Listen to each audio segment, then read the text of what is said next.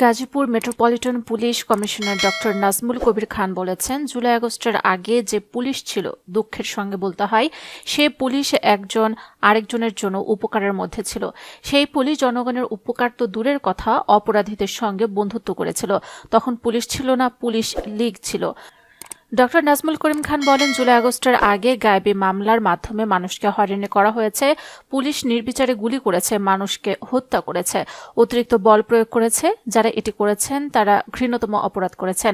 এর মাধ্যমে পুলিশের ইমেজ নষ্ট করেছেন, পুলিশকে আক্রান্ত হতে হয়েছে। আমরা সেখান থেকে বের হতে চাই, পুলিশ জনগণের পাশে থাকতে চাই।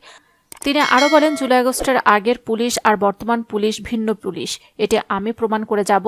আপনাদের সহযোগিতায় আমি এলাকাকে মাদকমুক্ত করে যাব। জিএমপি কমিশনার আরও বলেন, থানায় গিয়ে সাধারণ ডায়েরি বা অভিযোগ করতে গিয়ে পুলিশকে যদি 5 টাকাও দিতে হয়, আমাকে জানাবেন। তার চাকরি করার দরকার নেই, সে পুলিশের চাকরি করবে না। এটা নিশ্চয়তা দিতে চাই যতদিন আমি আছি। যে পুলিশ ছিনতাইকারী ও মাদকের পক্ষে অবস্থান নেবে, আপনারা আমাকে জানাবেন। পুলিশকে ভালো হতে হবে, পুলিশকে ভালো করার মাধ্যমে সমাজকে ভালো করতে চাই। গাজীপুরে জনসংখ্যার তুলনায় পুলিশের সংখ্যা খুবই কম উল্লেখ করে তিনি বলেন, এখানে 5,500 মানুষের জন্য একজন পুলিশ কাজ করছে। তাই পুলিশকে সহযোগিতা করতে হবে। যারা পুলিশের সাথে হবে তাদের নিয়ে আমরা অপরাধীদের ধরতে চাই। পুলিশের মতো আপনাদেরও গ্রেফতারের ক্ষমতা আছে।